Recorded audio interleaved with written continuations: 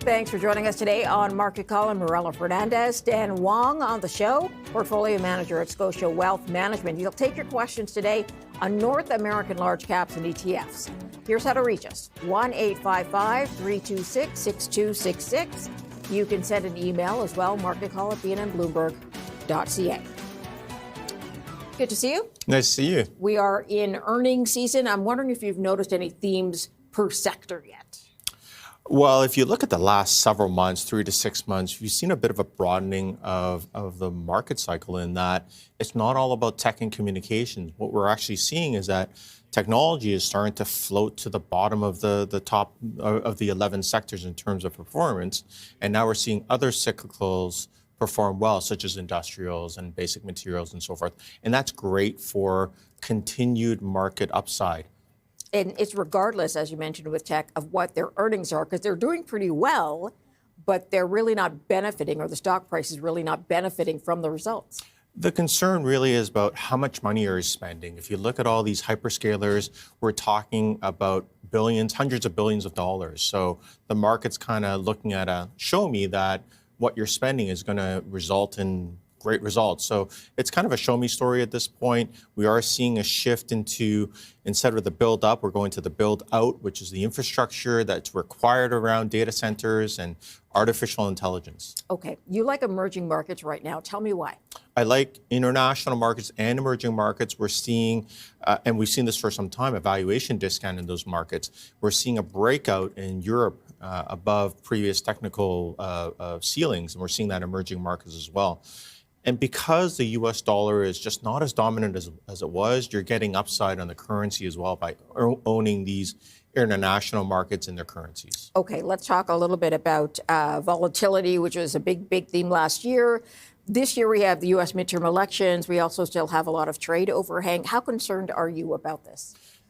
When you look at the second year of the presidential cycle, i.e. the midterm elections, it's always a bit more volatile, always a bit more choppier.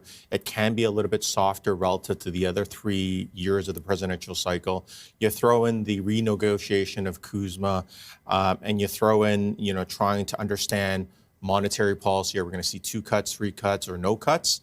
I think there's going to be a bit more volatility, but for an active investor, you could take advantage of some of these ups and downs, just like we saw last year when markets dropped almost 20% in the S&P 500. Got it. All right, let's take a quick break. We will line up the first phone calls for Stan Wong, Scotia Wealth Management.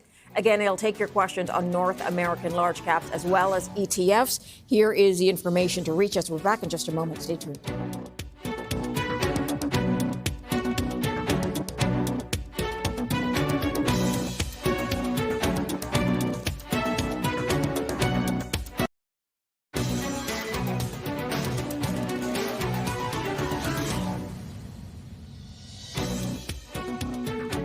Welcome back to Market Call. We're going to start with an email from Dale. He says, Stan, can you please comment on General Motors? You see more upside. All of these big automakers are writing down or writing off some of their EV strategies and taking a hit on that.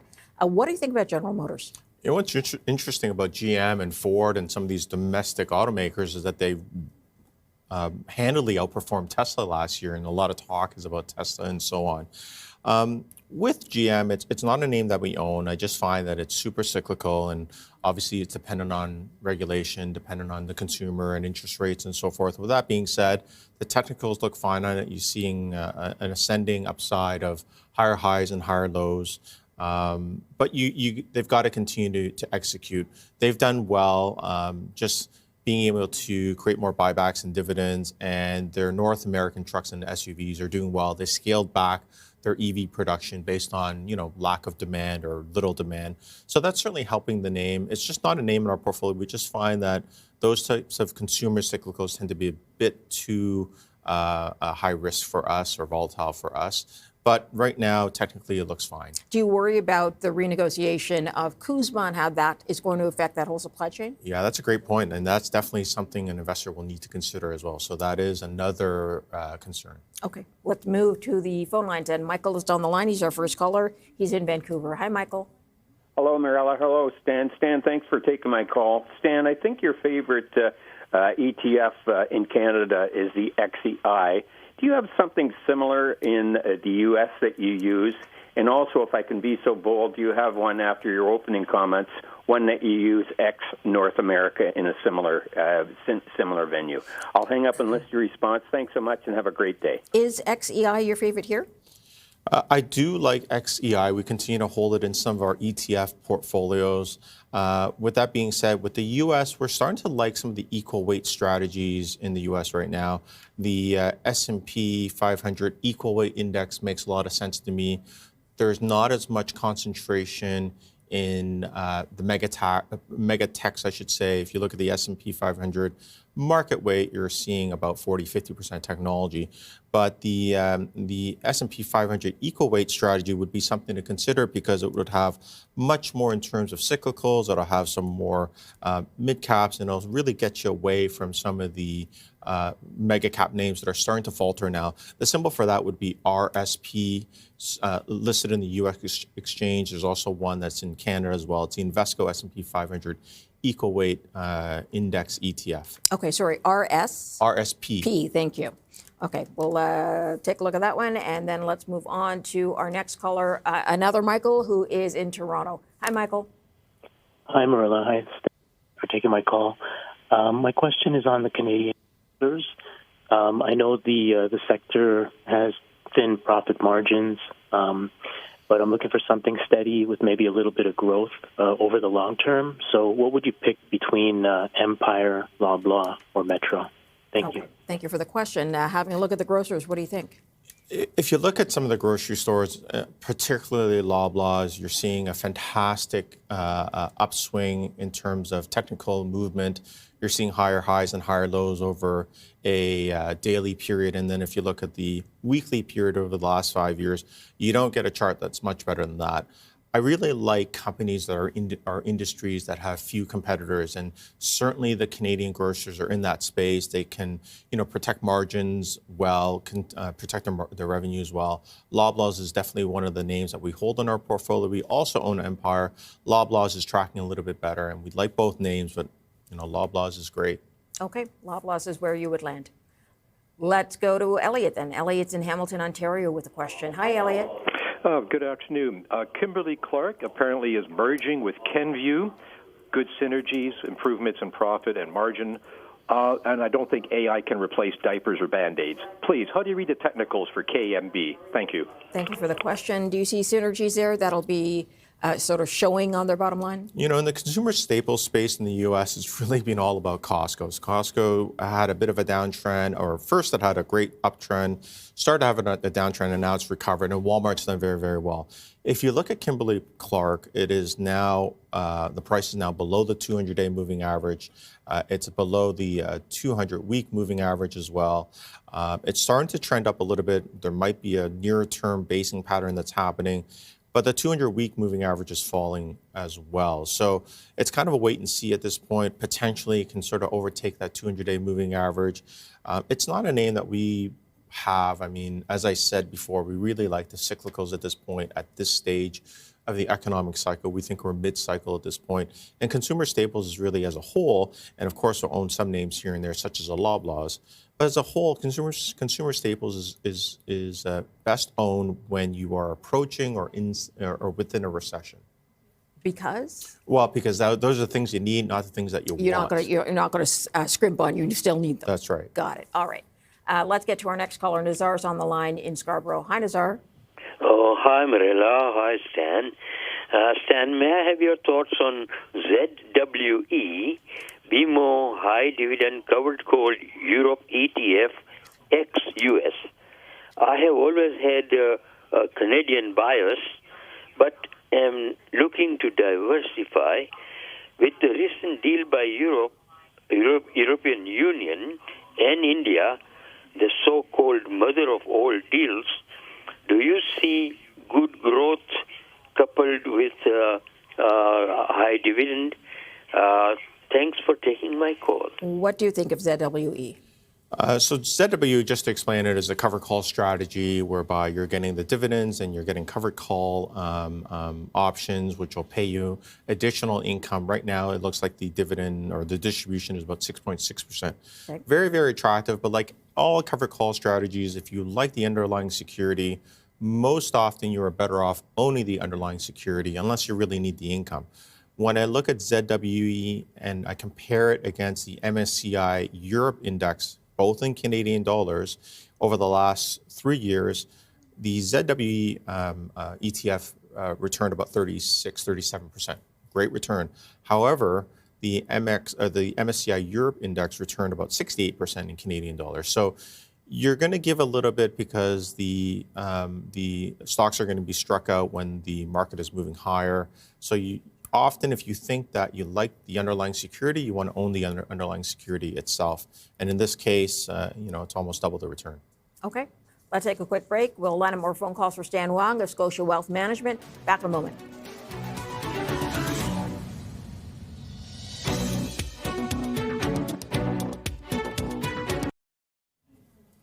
Welcome back. Let's go to an email from Richard. He says, how does your guest assess Accenture ACN? What impact will AI have on technology services like this one? It's a good question. We've talked about software quite a bit. This is more of, I guess, a consulting company for tech? Yeah, consulting and technology services, consultings. Technically, this stock is challenged at this point. The price is below the 200-day moving average, and the 200-day moving average seems to be trending lower. The 200-week moving average starting to round down as well. So that's a long-term toughness for the stock, and the stock is below that 200-week moving average as well. I think that things you want to be concerned about is really slowing discretionary IT spending. When you look at how AI is evolving, I think enterprise clients are really cautious about how they're spending on consulting. Is AI taking over some of those needs and so forth? And really, it's like, how is that AI efficiency at risk to legacy consulting models? And could billable hours start to decline? So those are things that I think are affecting the stock, and that's why it's trending lower and it's below the 200-day moving average. And when you compare it against other names, such as semiconductor, even software names, it really has underperformed. So not a name, obviously, in our portfolio, and technically, it's a bit weak at this point. Okay, let's go to Tony's email. He says, how much of a threat to Nvidia are the less expensive and more focused chips being developed by Amazon, Google, and others? We know a lot of these companies are trying to come up with their own products. Are they well enough behind they don't pose a threat to Nvidia yet, or how would you characterize it? Well, first off, Nvidia is not one of those companies. They're not the hyperscalers that are spending hundreds of billions of dollars in 2026. They're going to be a benefactor of that, so they'll benefit from all this spending. When you look at NVIDIA's ecosystem, we talk about Apple's ecosystem, but we talk about the software ecosystem with its CUDA platform and their developer adoption. It's not something that customers will really exit. It's such an ingrained type of software system. That platform is very difficult to replace and very high cost of switching. So I'm not really concerned about these cheaper chips that may or may not come out. I think it'll affect things on the margins, but nothing in any great sense or anything like that. We continue to see strong global AI infrastructure spending, which will obviously benefit a name like Nvidia. And from a valuation perspective, Nvidia still remains cheap because its earnings continues to grow much faster than the price. Okay, would you still pick up Nvidia where it is today then? We own the name, or we continue to add to it. Got it. Okay, let's go to our next caller. Rob is on the line. He's in Calgary. Hi, Rob. Hi, thanks for taking my call. I'd like to get Stan's opinion on the defense sector in general, and specifically if he would have a suggestion for an individual stock such as a Northrop Grumman or a Lockheed Martin, or would he prefer a defense ETF such as Global X's SHLD or iShares ITA?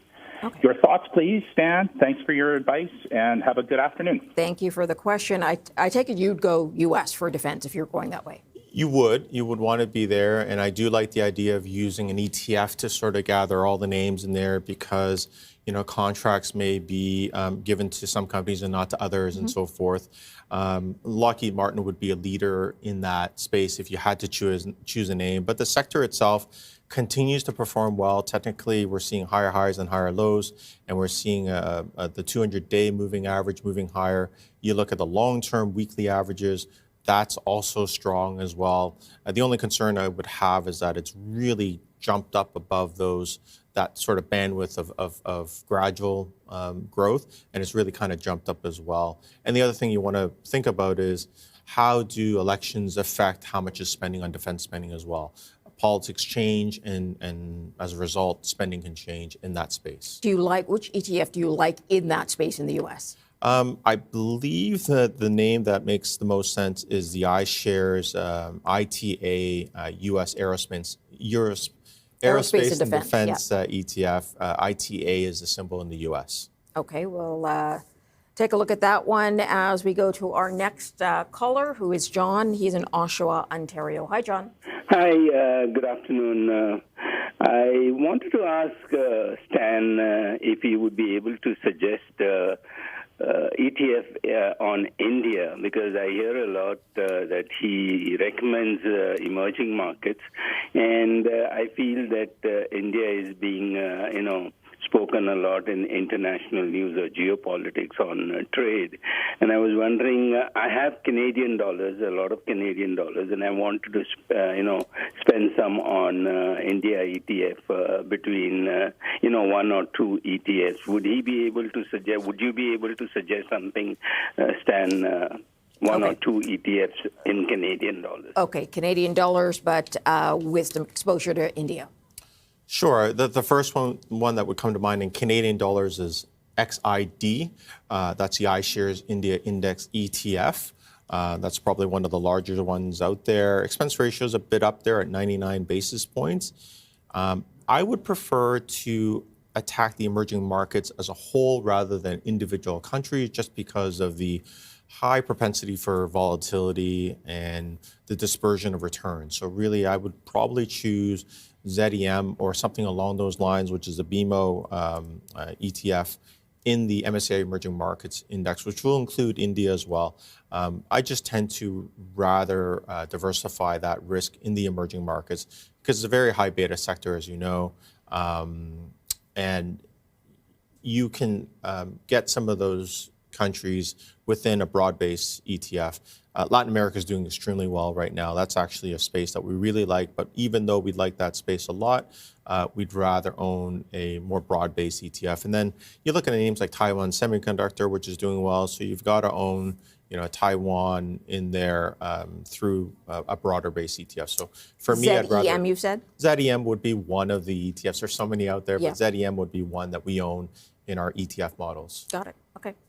Let's take a quick break, then we'll come back with a past picks from Stan. That's coming up next.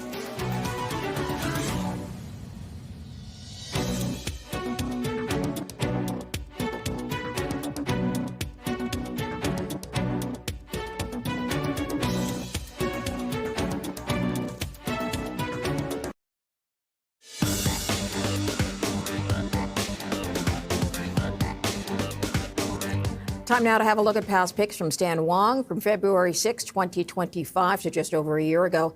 At the time, Stan, you picked Apple at $233.22 US, and now it's up to $271.78, 16% upside, 17% total return. I imagine you've held on to Apple. Have you trimmed it at all?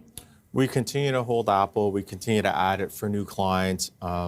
You look at the long-term weekly charts, it's a upsloping trend of the 200-week moving average, and the price is well above that. So long-term, the name continues to look well. It's still a tech name, so you're going to see some volatility in that name from time to time. And when you think about Apple, you think about the unmatched ecosystem and the loyalty from consumers that are involved. Its AI strategy is evolving. As you know, they've partnered with Google and Gemini and so forth. And they're still using ChatGPT in the background as well. So Apple Intelligence will continue to evolve and serve its customers well. Services growth and recurring revenue continues to be very, very strong. The cash flow and the balance sheet is very strong. They can buy many, many small countries for sure. So we continue to like this name. Okay, Apple is where we started. Let's get to the next pick, Decker's Outdoor, a DEC on the NASDAQ, 172.19 at the time US. Down to 172 down to 117.91, so 31% drop, 31% total return drop. First, remind us a little bit about the company, and then tell us why you think you've seen this drop off. We exited the name in October. Really, growth expectations really reset. So, to answer your first question, Deckers Outdoor is basically the makers of Hoka shoes and Outbrand shoes, or boots and so forth. Really, what happened is that Hoka became very, very strong. It was really brand dependent on that one name. UGG's obviously has done very, very well. Results started to waver somewhat. The results were so strong, but the expectations were so strong in the market that any sort of disappointment led to this downfall in this name. What's really interesting in this name right now is that if you look at the weekly charts, it's sitting right at the 200-week moving average. That often is a very strong support line for higher quality type of names. So I would watch this name just given where it's at technically right now. But in any case, we did exit it in October. We redeployed the capital into names with more clear catalysts. All right. Let's get to your third pick. Financial Select Sector SPDR XLF, 52.11 at the time in February of last year, now to 52.92 US. So not a great deal of change here, a return of 2%, 3% upside. And this is an ETF that has the American sort of big banks and other financial companies. Yeah, I continue to like it. I mean, if you look at a 3-year return, it's actually returned about 15% a year. And last year, it just kind of stalled a little bit. But we like the U.S. financials, and we think that U.S. financials will be a big benefactor of this sort of rotation away from the mega cap technology names. So you're going to own Berkshire in here, which probably was a bit of a drag against the ETF. That is the largest name in there. JP Morgan, Visa, MasterCard, which has been a bit sideways, Bank of America, and so forth. So we do like the financial space. We think that it'll continue to do well. They are trading at a discount to the broader market. So there is a reversion to mean, in our opinion. Higher for longer interest rates will help net interest margins as well. If you think about government policy in the U.S., regulatory relief, lower taxes, that's going to benefit financial companies as well. So we continue to hold it. We think that there's upside for banks. However, I think that Berkshire, Visa, and MasterCard might have been holding some of the returns back in these because your peer banks have actually done much better. Okay. All right, let's take another quick break. We'll get you more phone calls for Stan Wong of Scotia Wealth Management. Again, your questions on North American large caps and ETFs. Back in a moment.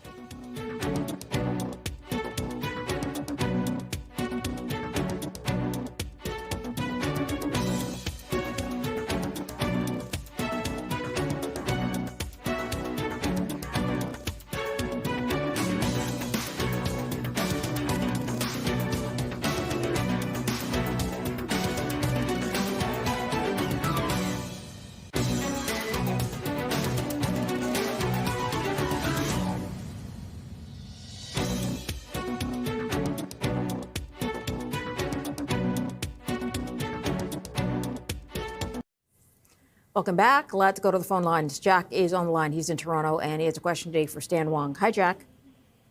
Hello, good afternoon to both of you. I'd like to ask about the Shopify. What the problem with it? It keeps on going down so much. I mean, the earnings wasn't that great, it wasn't that bad. So we're left in here with the valuation. Is that the valuation the problem? I'd like to know if to sell or to buy. Thank you very much. Bye-bye. Okay, thank you for the question. Shopify is always volatile.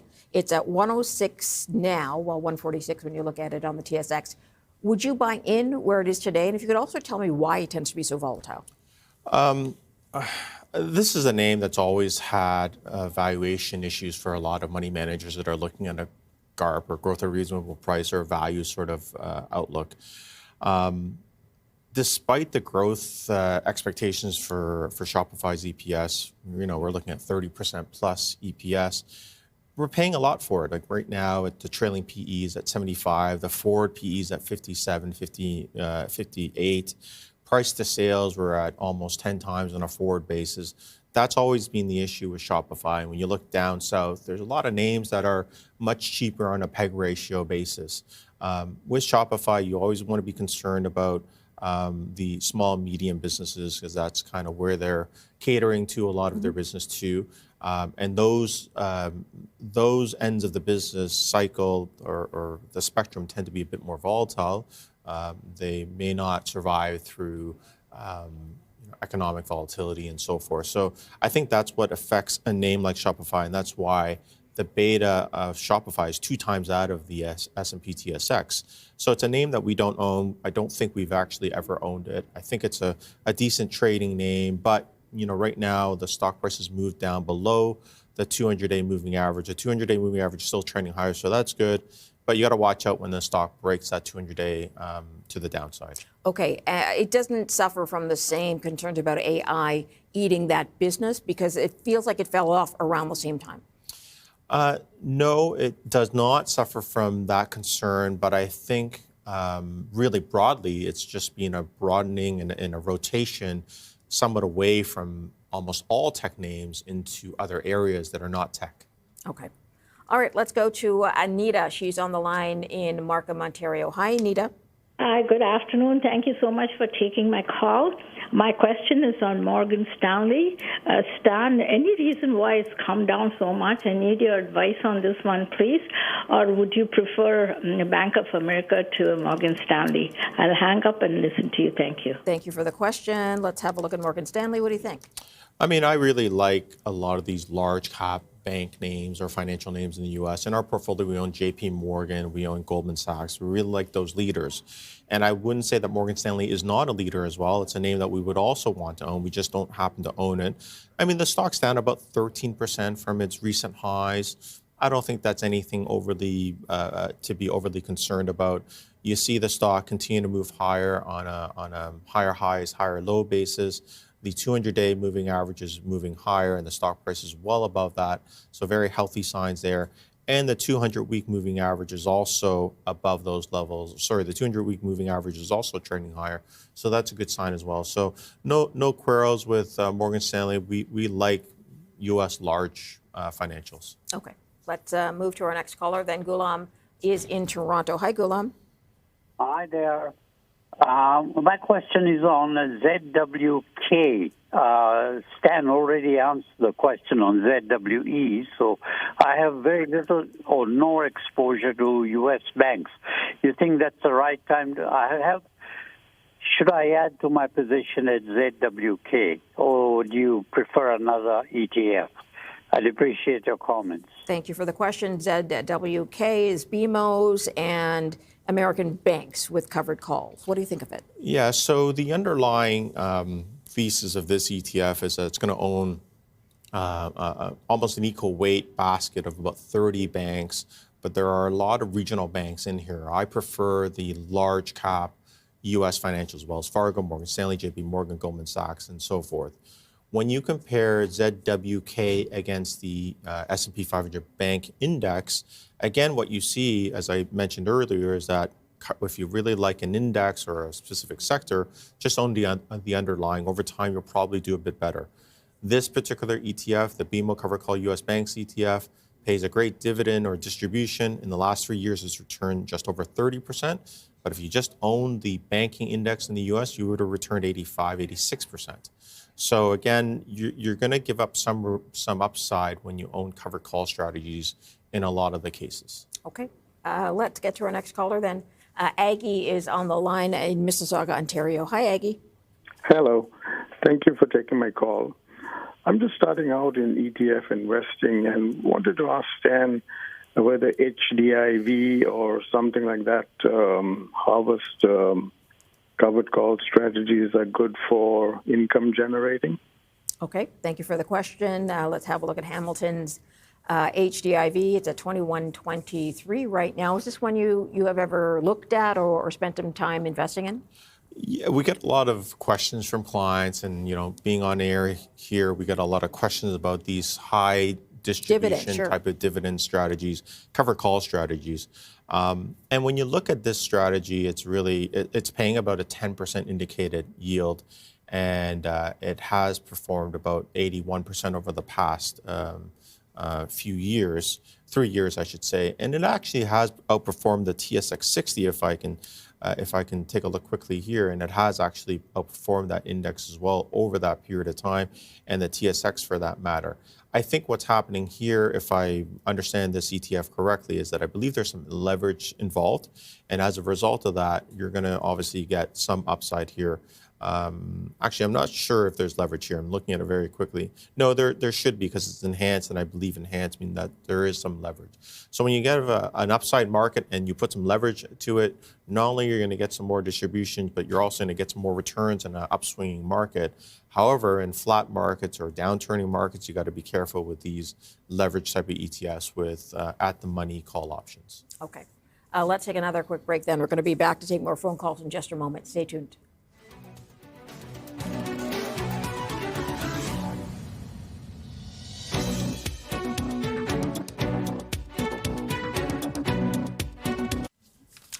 Welcome back. Let's get to an email from Pam. She says, could I please get Dan's opinion on Netflix? Is it a good entry point, or would I be catching a falling knife? Netflix, of course, trying for Warner Brothers, facing some stiff competition from Paramount, Skydance. And so that's really weighed on the stock down to $75.95. What are your thoughts on Netflix? And that's the overriding concern, and much of why the stock has been challenged of late is how much is Netflix spending? Is it worthwhile? However, when you look at the long-term aspect of this potential deal, Netflix is going to be such a big content provider and media provider that they'll really be able to beat out all of their competition. You go back 5 years, we weren't certain if Netflix was going to beat out HBO or Disney and so on, but we certainly know that today, and their subscriber base continues to grow. But this CapEx spend, just like we kind of worry about other tech companies. Hyperscaler spending that much money, yes. It's very in the same light. With that being said, we still see 20% earnings growth for this type of company going forward. And if it's trading around 24 times forward earnings, I can't say that that's expensive at all. So I like this name. It's just a matter of the market's pummeling the stock right now. It's starting to approach, or it's kind of at these sort of support levels here. I would say if you don't have the position, you start to add to it slowly and sort of see where it goes from here. But I can see that it's hitting a bit of a support level, but it has fallen below the 200-day moving average, and that 200-day moving average is starting to turn a bit, which is a little bit concerning. Okay. Let's get to the next phone call then. Capel is on the line in Oakville, Ontario. Hi, what's your question today? Hi, Stan. My question is regarding the hyperscaler, three of them, Amazon, Microsoft, and Google. I know the last earnings guidance shows they are going to spend quite heavy, and which is why they're getting beaten up. However, someone who is not looking for returns in a shorter term, which one would you like better over others? Is there any concern that you feel that anyone should start selling the stock at this time, just because they are calling for a higher guidance in terms of spendings? And any just general thoughts on all these three would be greatly appreciated. Thank you so much. I will hang up and listen. He's rolled them all up in one. Sure, yeah. But attack it how you see fit. No problem. So first off, we own Alphabet and we own Amazon. Of those three, we don't own Microsoft. They're all spending at least $100 billion this year. It's going to be a show me story. The market participants, they really want to see, like, you're spending this money. Is it going to result in future earnings? And we think it will, but of course there's a little bit of fogginess around that. It's uncertain. Add to the fact that markets are shifting a little bit away from the mega cap techs into cyclicals and names in which we haven't really talked about a lot. That's putting some pressure on some of these names. If your time horizon is not 1 year and it's 5 years, I think you'll do well with most of these hyperscaler names. Okay.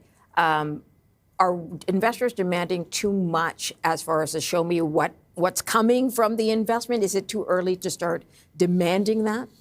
Well, I mean, we've had a number of years in which tech has really been the leader. So taking some of those profits makes some sense to some of these investors, especially if you're overweight these names. And if you own the S&P 500, you're already overweight because the S&P 500 is 50% tech and communications. So you got to choose your names well. And don't forget that there's other things that are performing well over the past 3 and 6 months. And don't neglect to add those names to the portfolio. And that includes other cyclicals. That includes international markets, which we'll talk a little bit about that at the top pick segment. Okay. Let's go to an email from Terry. As an existing Barrick shareholder, I am wondering how my position will be affected by the planned spin-off of gold assets into a new IPO.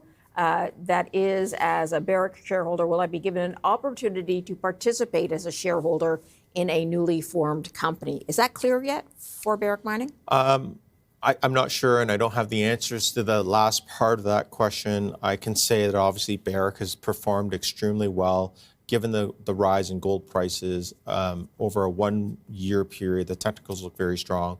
Over a 5-weekly period, it's really become exponential. So that's a bit of a concern, and we saw a little bit of weakness in the precious metals. We don't own Barrick in our portfolio. We own silver bullion in our portfolios, and we've done extremely well with that. But we've also seen a little bit of volatility in January. Why did you go silver as opposed to gold? I like the historical ratio of gold to silver. It became overextended, and we felt that silver was the place to be, and it turned out to be the much better place to be than gold. Silver has outperformed gold by a wide margin over the past year. We like the fact that silver has many industrial usages, which gold clearly does not. With that being said, I think the go forward is, yes, hold some of your gold and your silver, but it might be the base metals that will be, having its turn and putting its hand up. And we're seeing that already. We're seeing that with copper prices breaking out and so on. So I would suggest looking beyond the precious metals and looking at base metal names. So would you put new money into silver, for example, today? Probably not today. I need to see quite the sell-off in silver to get to sort of more norm levels before we would add to it. With that being said, silver has grown so much in our portfolio, it's basically doubled and gave a little bit back, that it's become too much for me to add to it regardless. Okay. Let's go to another email. This one to Rob in London. He says, what are your thoughts on TELUS? Is the dividend sustainable? What are your thoughts on the leadership transition? They did announce today a new leader. Their CEO is leaving. And TELUS, of course, made an announcement about its dividend recently that has people asking just that question. Yeah, so the new CEO has a banking background at CIBC previously. I think that the dividend health is questionable at this point. We're not seeing that it's going to decline, but I don't see it really jumping or anything like that at this point. From a technical perspective, you see the stock obviously below the 200-day moving average. I think you need to see interest rates sort of move down a little bit in Canada before some of these high dividend names start to look more and more attractive. So with TELUS sort of being below that 200-day moving average and that 200-day moving average kind of sliding down, and the 5-year weekly averages are also doing the same, it's probably not a space that we want to be in right now. We don't own any telecom names in our portfolio. Got it. All right, we're going to take another break. Stan will share his new top picks. That's when we come back.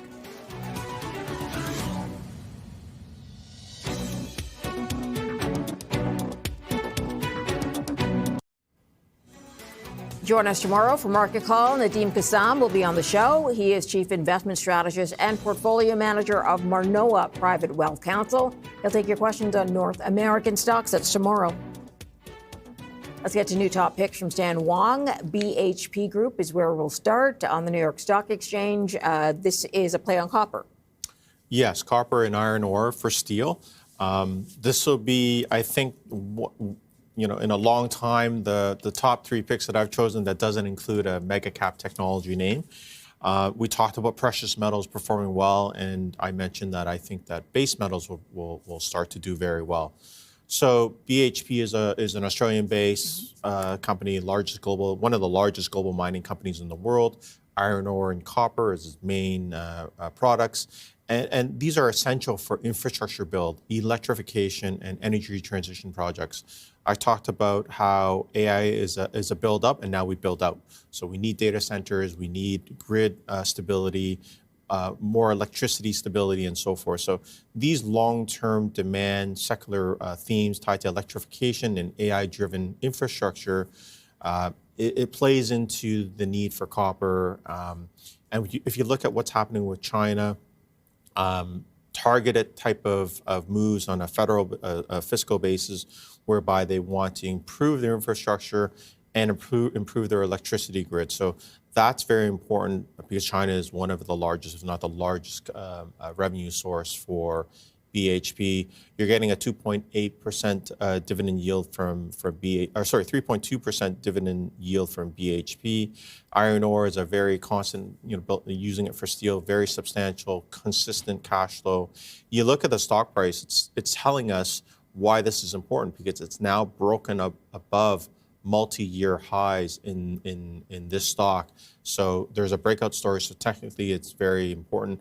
And really, copper there's been many years of underinvestment in copper mines. So BHP is there for this sort of future of the AI build-out and the need for grid expansion. Okay, BHP from Australia. Let's get to your next pick, which is GE Vernova, GEV, on the New York Stock Exchange. What do you like about GE? So GE Vernova spun off from GE in 2024, I believe, is really similar to what we like about BHP. It's a power and grid infrastructure company. They build large gas turbines used for power generation, wind turbines for renewable projects, and grid equipment that helps transmit and stabilize electricity. The need for power with AI data centers will continue to grow. It's going to go to 30 gigawatts in a very short period of time in the next 4 years from 20. And we're going to see this rising global electricity demand driven by this electrification, industrial reshoring, manufacturers coming back into the U.S., and AI data center expansion. So if you look at, an interesting fact is that 25% of global electricity generation relies on GEV or GE Vernova's technology, which is massive, and that's going to continue to grow over time. And that grid modernization theme is important. Reliability is important as well. They've got a 4-year backlog of US $150 billion in the pipelines right now, so we see great visibility in terms of revenues and earnings. Okay, let's get to your next pick, which is Vanguard International, so the high dividend yield ETF, VYMI. What do you like about Vanguard? So, one of our themes is really to look beyond the North American border. So this particular ETF provides income. It's in high dividend type of names outside of the U.S., and it includes HSBC, Novartis, Nestle, Toyota, and Shell. You're getting a 3.8% dividend yield. There has, for a very long time, been a bit of a valuation discount in those markets relative to the U.S. And now we're seeing with the U.S. dollar starting to become less dominant, you're seeing those markets perform well because you're getting a lift from the currencies as well. So really, leadership is expanding beyond U.S. mega caps right now. And therefore, the allocations to these other areas internationally and emerging markets is becoming more important. If you look at this index or this ETF against the S&P 500, it's actually outperformed since late 2024. Okay. So that's very important to sort of look at how international markets are sneakily performing against U.S. markets, and again, valuation advantage. When you think about dividend-paying companies, they tend to have stronger balance sheets and more disciplined capital allocation. So we like that in these types of names in here. And I think it's just very important to diversify beyond our North American borders. Can you tell me again what kind of companies you're in here? Because you mentioned Nestle, for example. What were the others? HSBC, so there's financials, there's Toyota, there's Shell. It's just really a broad-based basket of larger cap international dividend names, and they have great balance sheets. And I think the market's starting to recognize that there's been so many years in which international markets have underperformed, but there have been times in which international markets have outperformed the U.S. for 7 or 8 to 10 years. Okay. All right. Thanks, Dan. We have to leave it there. Thanks for coming in. Great to be here. And thank you today for joining us on Market Call. We'll see you back here again tomorrow.